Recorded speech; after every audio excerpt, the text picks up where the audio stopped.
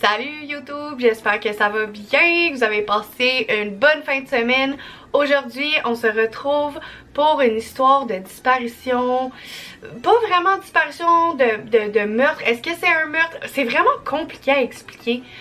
Je vous fais pas plus attendre, mais si jamais t'as envie de t'abonner et de donner un petit like, on est une chaîne qui commence, donc ça fait vraiment plaisir. Donc, sans plus attendre, on se lance dans le mystère du col de Dyatlov. 9 randonneurs retrouvés dans des circonstances aussi mystérieuses qu'inexplicables. Des corps mutilés, des traces de radiation et une enquête enveloppée de mystère puisqu'on se retrouve en Russie dans les années 1950. Aujourd'hui, nous plongeons dans un des plus grands mystères du 20e siècle. Que s'est-il réellement passé en février 1959 dans la montagne de l'Oural en Russie? C'est vraiment une région où la nature est magnifique. Il y a un peuple autochtone qui s'appelle les Mansi qui y vivent. Mais c'est eux aussi qui l'ont surnommé la montagne des morts. En janvier 1959, le groupe de randonneurs décide que c'est le moment pour partir pour faire une randonnée qui va durer plusieurs semaines. Ils décident de braver cette montagne gelée en ski de fond jusqu'au mont Orton. Tous les randonneurs sont habitués et agiles pour tous les sports extrêmes, mais spécialement le ski de fond et la randonnée comme le hiking, on peut dire. Parmi eux, Yuri Yudin, oui, je crois que j'ai bien prononcé, est contraint de rebrousser chemin dû à des raisons de santé, mais ça va lui sauver la vie. Je vais maintenant vous expliquer un petit peu comment la randonnée s'est passée de façon chronologique pour que ça soit un petit peu plus facile pour vous de suivre. Le 31 janvier 1959, les randonneurs établissent un camp de base dans une vallée pour se préparer à l'ascension du mont. Le lendemain, donc le 1er février, ils commencent l'ascension et tout va bien au début. Ils avaient un journal de bord, donc tous les randonneurs écrivaient un petit quelque chose chaque jour et on voit que dans ces dates-là, il n'y a rien d'écrit, donc on peut assumer que tout allait bien. C'est le 1er février qu'on se rend compte qu'ils n'ont pas cherché d'habitat naturel comme une grotte, vraiment un endroit. C'est ce que font la plupart des gens pour s'abriter du vent et tout. Donc, en raison du mauvais temps, ils sont obligés de camper sur une pente de la montagne. Pas d'abri, rien, juste avec leur tente en plein milieu du vent, sans abri vraiment pour les protéger. Malgré la mauvaise température, les randonneurs ont pris des photos et ils semblaient vraiment de bonne humeur. Toujours rien d'inquiétant à signaler. On sait par contre que dans la nuit du 1er au 2 février, quelque chose s'est passé et quelque chose de grave. Vraiment, je vais vous dire dans quel état on retrouve les corps, c'est pas joli. Il y a quelque chose qui les pousse à quitter leur tente dans les habits qu'ils avaient dans leur sac de couchage, donc vraiment pas grand chose. Quelques-uns avaient juste un chandail, un petit t-shirt avec des caleçons, d'autres avaient même juste un pantalon combine, mais ils sont sortis de leur tente en plein milieu de la nuit dans les températures qui pouvaient grimper jusqu'à moins 30 degrés Celsius. Après plusieurs semaines sans nouvelles de leurs proches, là vous allez peut-être dire, mon Dieu, plusieurs semaines, c'est long avant de s'inquiéter, mais il faut savoir qu'on est en 1959, donc début des années 60, il n'y a pas de texto pour dire « Hey, tout va bien ». Donc, c'était vraiment par télégramme. C'était normal qu'il y ait des délais. Il leur avait dit, je me souviens pas trop de la date, mais il leur avait dit, on est supposé revenir cette date-là. Ils ont attendu 2-3 jours, puis c'est à ce moment qu'ils ont commencé à s'inquiéter et que les recherches pour les randonneurs ont commencé. C'est le 26 février 1959 qu'on découvre la tente des randonneurs déchirée de l'intérieur et des pas d'empreintes sans chaussures, donc des pieds nus dans la neige qui mènent vers la forêt. On retrouve sous un cèdre 2 des 9 corps avec des brûlures assez intenses, probablement causées par le gel et le fait qu'ils n'avaient presque aucun vêtement sur eux. Les autres randonneurs ont été retrouvés parmi les jours suivants. On a retrouvé 2 corps le lendemain, un autre corps l'autre journée, ainsi de suite. Ils étaient tous pas à la même place. On a même retrouvé 2 corps dans une grotte comme quand même assez loin. On a même vu qu'ils avaient essayé de faire un feu, mais leur tente, et dans leur tente ils avaient une genre de machine pour faire du feu et se réchauffer. Ça fait comme pas de sens qu'ils aient essayé de faire un feu parce qu'ils étaient pas trop loin de la tente où ils auraient pu avoir un feu et avoir de la chaleur et se réchauffer là. Fait que tout ça, c'est tellement étrange. Et une chose encore plus mystérieuse, aucune trace d'animaux. On peut dire, on est dans une montagne, dans une place où il y a c'est la nature, c'est la forêt, il y a des ours, etc.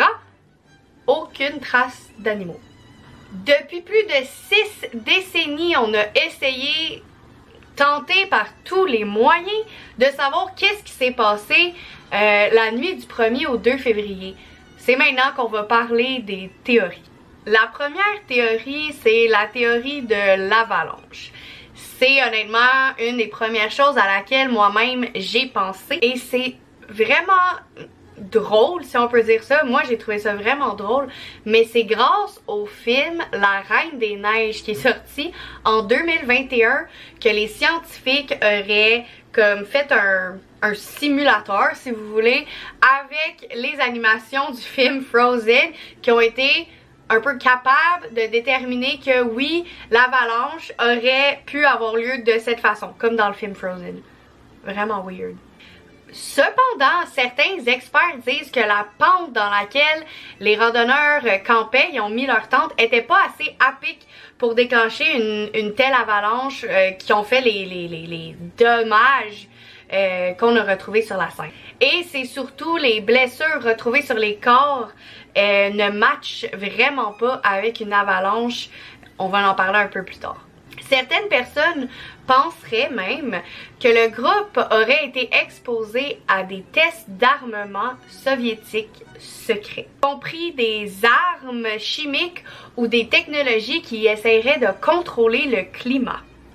Cette théorie pourrait expliquer la radiation qu'on a trouvée sur les vêtements des randonneurs. Comme vous pensez certainement déjà, on n'a aucune preuve concrète de cette théorie, mais le gouvernement de la Russie nous a rien dit du tout. Donc, puis on sait qu'il y avait des tests d'armes nucléaires et ce genre pas loin. Fait que, en tout cas, moi c'est une théorie que j'aime beaucoup.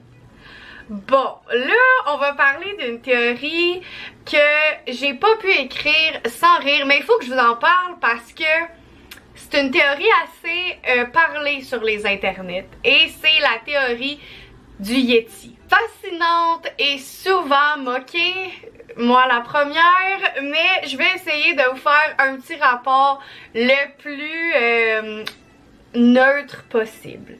Les partisans de cette théorie parlent beaucoup des blessures qu'on a retrouvées sur les corps des victimes. Il y avait des lacérations, on peut même penser à des coups de couteau. Il manquait un œil à certains.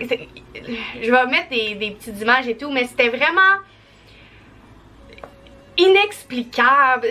Il n'y a pas personne qui peut se faire ça juste en gelant au froid. C'était vraiment des blessures que je crois, en fait, ça c'est mon opinion, mais qui a été causée par autre chose que les conditions naturelles. Des témoignages qui raconteraient qu'ils auraient vu dans la nuit du 1er au 2 février des lumières étranges scintiller dans le ciel. Radiation, Yeti, aurore boréale, on sait pas. La théorie suivante est vraiment intéressante et c'est celle de l'hypothermie et de la panique collective. Il y a vraiment quelque chose qui s'appelle le déshabillage paradoxal. on n'est pas scientifique ici, mais en gros, ce que ça veut dire, c'est que vous avez tellement froid, vous êtes dans un état d'hypothermie tellement avancé que vous ne ressentez plus le froid, vous ressentez de la chaleur, vous avez chaud. Donc vous commencez à enlever vos vêtements et c'est là, c'est vraiment la fin pour vous. Peu de temps après, le cœur arrête de battre et vous mourrez d'hypothermie. Donc la théorie, c'est que les randonneurs en plein milieu de la nuit, pour une raison X ou Y, seraient pris de désillusion, de désorientation et auraient couru hors de la tente et auraient enlevé leurs vêtements et ensuite seraient morts d'hypothermie. Cependant, ça ne résolut pas les blessures laissées sur les corps. Donc, c'est comme une théorie dans une théorie. Parce que oui, clairement, on voit à cause des brûlures sur le visage, sur les extrémités, qu'il y a clairement eu de l'hypothermie. Mais ça n'avance pas encore les blessures laissées sur le corps. Il y a également des chercheurs qui ont proposé la théorie des ultrasons.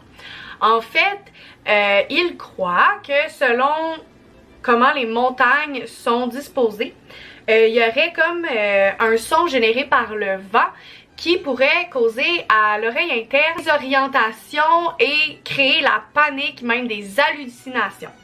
Ces sons, qui sont des sons à très basse vibration, pourraient causer des sensations de malaise, d'anxiété et pourraient avoir contribué au comportement erratique qu'avaient les randonneurs cette nuit-là. Bien que les experts aient retiré cette théorie, il y en a encore qui pensent que ça serait un animal sauvage qui aurait tout simplement attaqué la tente.